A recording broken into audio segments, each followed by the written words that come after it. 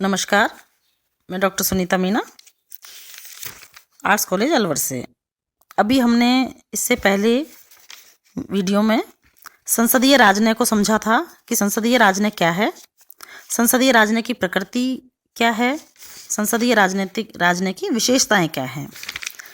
Next आज जो अभी इसमें हम इसी को कंटिन्यू करते हुए संसदीय राजनय के गुण एवं दोषों पर डिस्कस करते हैं।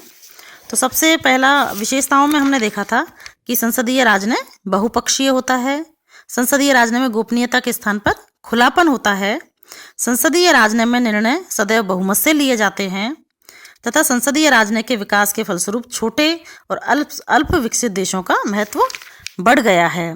तो इस संदर्भ में संसदीय राजनय की अनेक गुण भी हैं, लेकिन कहते हैं ना कि गुणों के साथ साथ किसी भी संस्था में किसी भी एक विशेषताएं जब होती हैं, गुण जब होते हैं, तो चाहे कोई संस्था हो चाहे कोई शासन हो, सब में अपने कुछ कमियां भी रह जाती हैं, जिनको आज हम डिस्कस करते हैं। सबसे पहला है संसदीय राजनय के गुणों की अगर हम बात करें तो पहला जो गुण है या पहला जो पॉइंट है वो है कि संसदीय राजनय विश्व जनमत को प्रभावित करता है। संयुक्त राष्ट्र महासभा ने शांति और सहअस्तित्व के पक्ष में तथा समस्याओं को वार्ता द्वारा सुलझाने के पक्ष में एक अंतर्राष्ट्रीय जनमत का निर्माण किया है, जिससे समूचे विश्व में शांति और समृद्धि के प्रति एक हद तक विश्वास व्याप्त हुआ है। संसदीय राजनय द्वारा उत्पन्न विश्व जनमत महाशक्तियों को नियंत्रित करता है। देखिए, संयुक्त राष्ट्र संघ की जब हम बात करते हैं वो एक विश्व मंच है, जिसको हमने विश्व संसद की भी संज्ञा दी है, जहां प्रत्येक राष्ट्र को अपना मत रखने का, अपने विचार रखने का, अपनी समस्याएं रखने का अधिकार दिया हुआ है। एक विश्व संसद की तरह उसमें समस्याओं का समाधान पे चर्चा की जाती है, विचार विमर्श किया जाता है और मतदान भी करवाया जाता है। तो इस तरह से ये विश्व जनमत को प्रभावित करता है। दूसरा पॉइंट है इसमें कि संसदीय राजनय में बहुपक्षीय प्रयत्नों को प्रोत्साहन मिलता है, जिससे समस्याओं में शीघ्र निर्णय में सहायता पहुंचती है। जैसे अरब इजराइल संघर्ष को शांत करने में संसदीय राजनय ने जो महत्वपूर्ण भूमिका निभाई वह सर्वविदित है ना। अरब इजराइल जो संघर्ष था उसमें यूएनओ ने एक महत्वपूर्ण भूमिका निभाई है। जिन समस्याओं का हल आपसी वार्ता से नहीं निकल पाता उनके लिए बहुपक्षीय राजनय ही सर्वोत्तम उपाय होता है। इसी प्रकार नंबर 3 इसको ले सकते हैं हम। नंबर 3 पर आता है कि संसदीय राजनय ने ही विभिन्न प्रकार की राजनयिक पद्धतियों को जन्म दिया है। इस राजनय के विकास के कारण समान विचारधारा और समान हितों के आकांक्षी देशों में आपसी संपर्क बढ़ा है। समय समय पर उनके सम्मेलन होते रहते हैं। जैसे उदाहरण के लिए हम लेते हैं कि गुटनिरपेक्षता में विश्वास रखने वाले देशों के गुटनिरपेक्ष सम्मेलन होते रहते हैं। पाश्चात्य देशों में अनेक ऐसे मंच हैं जहाँ समय समय पर सदस्य आपस में राष्ट्र में विचार विमर्श करते हैं।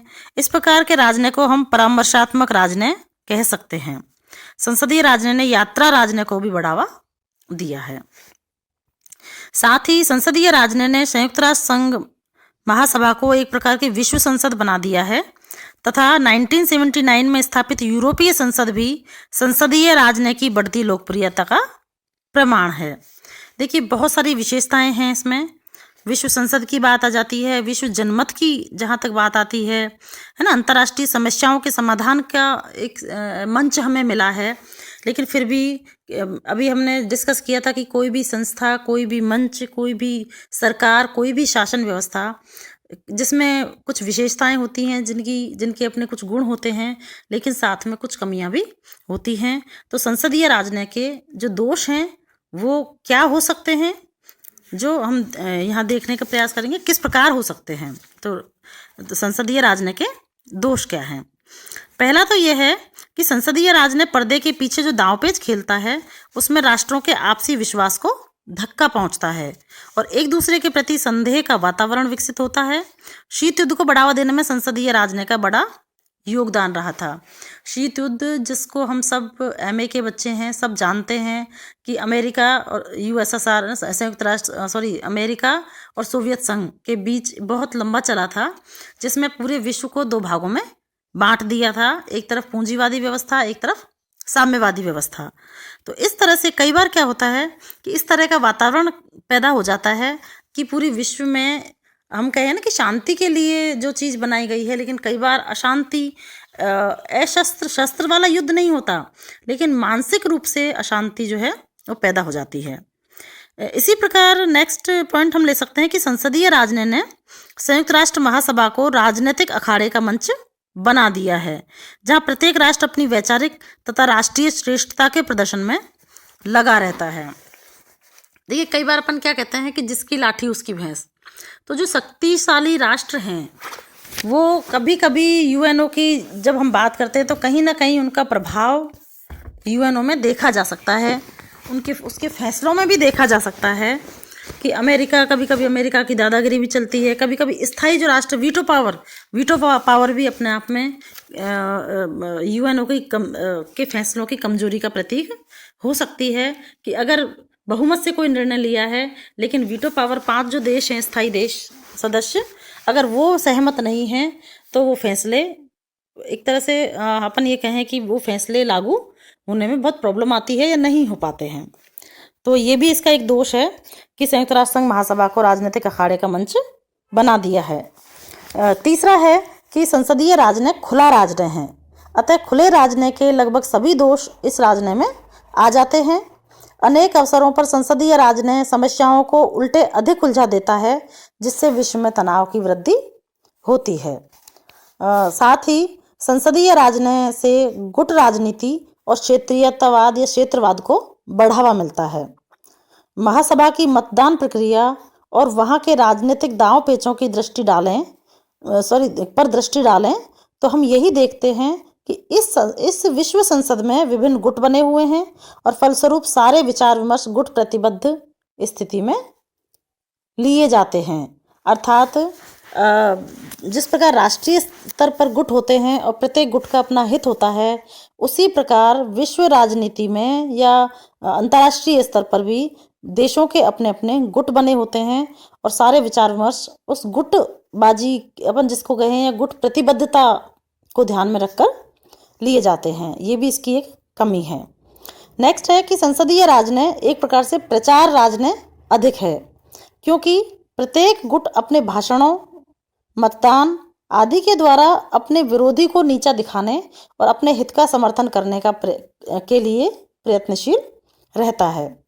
साथ ही महासभा की औपचारिक कार्यवाही में प्रतिनिधियों की उतनी रुचि नहीं रहती जितनी पर्दे के पीछे चलने वाली अनौपचारिक वार्ताओं में रहती है।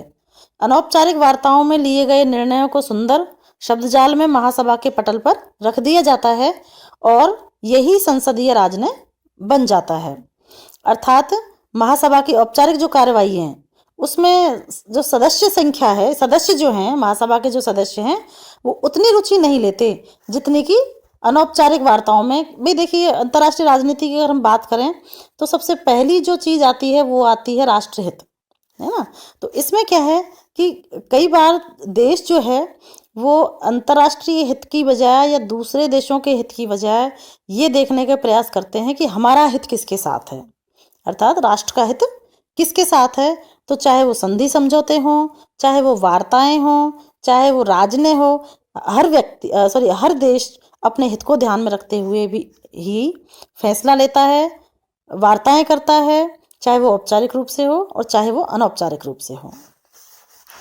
इसी प्रकार संसदीय राजनय को छाया मुक्केबाजी की संज्ञा भी दी गई है, शैडो बॉक्सिंग, तथा इसे साथ में लाउड स्पीकर का राजनय, डिप्लोमेसी ऑफ लाउड स्पीकर भी कहा जाता है, तथा अपमान का राजनय, डिप्लोमेसी बाय इंसल्ट भी कहा जाता है। संसदीय राजनय एक ऐसा खेल है जिसमें विपक्षी को नीचा दिखाने और अपमानित करने का प्रयास किया जाता है। शीत युद्ध की चरम स्थिति में संयुक्त राज्य अमेरिका और सोवियत संघ यही करते रहे। सोवियत संघ की समाप्ति के साथ ही शीत युद्ध समाप्त हो गया। जैसा कि हमने पहले अभी डिस्कस किया है कि शीत युद्ध काल में पूरा विश्व दो गुटों में विभाजित हो गया था। एक तरह से हम देखें कि एक तरफ सोवियत संघ के समर्थक देश और दूसरी तरफ संयुक्त राज्य अमेरिका के समर्थक देश, अर्थात एक तरफ ये कहें कि पूंजीवादी विचारधारा वाले देश और दूसरी तरफ साम्यवादी विचारधारा वाले देश। और अब ये मतलब युद्ध नहीं था, लेकिन युद्ध से कम भी नहीं था। मानसिक तनाव था विश्व में, अशांति थी विश्व में, कब युद्ध हो जाए कुछ नहीं कह सकते, है ना। तो इस तरह से एक दूसरे को नीचा दिखाना, एक दूसरे का विरोध करना, एक दूसरे की बेइज्जती करना, ये सारे हथकंडे जो है वो शीत युद्ध के दौरान अपनाए गए थे। तो ये सारी चीज़ें जो हैं वो संसदीय राज, जैसे इसीलिए इसको मुक्केबाजी वाला या लाउड स्पीकर वाला, भाई चिल्ला चिल्ला के या विश्व मंच पर हमेशा दूसरे देश की बेइज्जती करने का कोई भी मौका, दुश्मन देश अगर हम जिसको कहें, या विरोधी शब्द ठीक रहेगा, विरोधी देश कोई भी मौका अपने शत्रु देश को नीचा दिखाने के लिए नहीं छोड़ता। लेकिन अब हम ये नहीं कर सकते कि सारे दोष इसी में हैं। देखिए, जैसे गुण हैं वैसे दोष भी हैं, लेकिन अंत में हम यही कह सकते हैं कि इतने सारे दोषों के बावजूद यह तो स्वीकार हमें करना ही होगा कि संसदीय राजनीति ने सशस्त्र युद्धों के अवसर को घटाया है और विश्व को अंतर्राष्ट्रीयता की ओर अग्रसर किया है। इस संसदीय राजनीति ने उग्र राष्ट्रीय महत्वाकांक्षा पर कुछ न कुछ अंकुश लगाने में सफलता प्राप्त की है। देखिए, कई बार क्या होता है कि राष्ट्रवाद अपने आप में राष्ट्रवाद एक विचारधारा है ना, जो अपने राष्ट्र के प्रति वहाँ के नागरिकों में एक भावना है कि भाई मर मिटने की जो बात आती है, या मेरा राष्ट्र, जिसमें राष्ट्रीय सर्वोच्चता की बात आ जाती है। और हिटलर और मुसोलिनी की उस समय बात करें तो रेस की, हमारी जाति सर्वोच्च है या हमारा धर्म सर्वोच्च है, और हमारी जमीन सर्वोच्च है या हमारा राष्ट्र सर्वोच्च है, इस तरह की अगर भावना होगी तो उसमें अंतर्राष्ट्रीयवाद को कहीं ना कहीं खतरा होगा। लेकिन अगर हम संसदीय राजनीति की बात करें तो इसने विश्व मंच जो प्रदान किया है, या अंतर्राष्ट्रीयवाद को कहीं ना कहीं प्रोत्साहन दिया है, जिससे राष्ट्रवादी ताकतें, है ना, जिसको हम संकीर्ण ताकतें भी कह सकते हैं, या क्षेत्रीयतावाद जो है वो कम हुआ है। इसलिए किसी भी दृष्टि से संसदीय राजनीति का अपने आप में एक महत्व